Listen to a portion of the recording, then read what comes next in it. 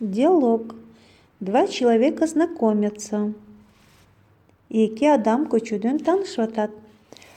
Обратите внимание, как знакомиться, как обращаться к незнакомому человеку на улице.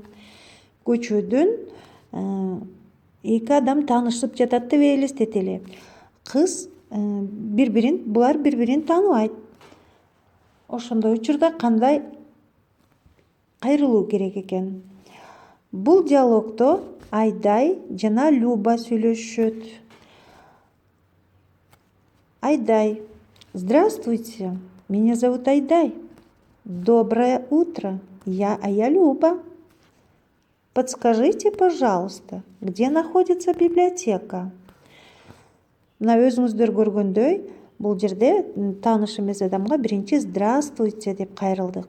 Себеби саламдашуу менен баштасак бизге сүйлөшүү жеңил болот. Саламдашуу менен биз адамдын көңүлүн өзүбүзгө бурабыз. Здравствуйте, меня зовут Айдай. Доброе утро, я Люба. Так, Люба доброе утро деп жооп берип атат. Доброе утро бул кайырлуу таң, же болбосо кутмандуу күн деген сөз.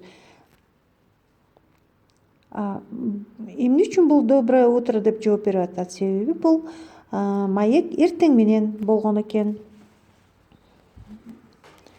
Ошондой эле а я Люба деди. Көңүл буруңуз, бул Айдай меня зовут Айдай деп жооп сурап атса, а Люба а я Люба деп койду. Демек, а я Люба деп жөн гана айтууга дагы болот экен. Подскажите, пожалуйста, где находится библиотека? Айтыңызчы, библиотека, китепкана каякта жайгашкан? Бул жерде Айдай подскажите, пожалуйста деп кайрылып атат.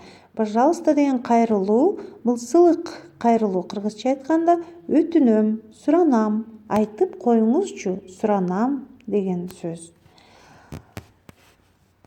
Бул жерде подскажите, пожалуйста, где библиотека деп суроого да мүмкүн.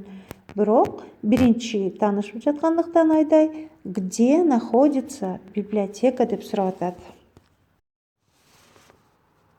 Люба. Конечно, я могу показать. Я, кстати, сама туда иду. Люба, албетте, мен сизге көрсөтө алам.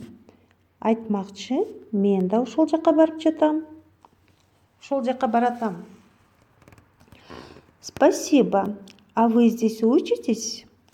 Айдай рахмат. Ал бул сиз бул жерде окуйсузбу деп суроо берип жатат. Бул демек маек уланып жатат. Алар библиотеканы көздөй кетип баратышып, сүйлөшүп жатышат.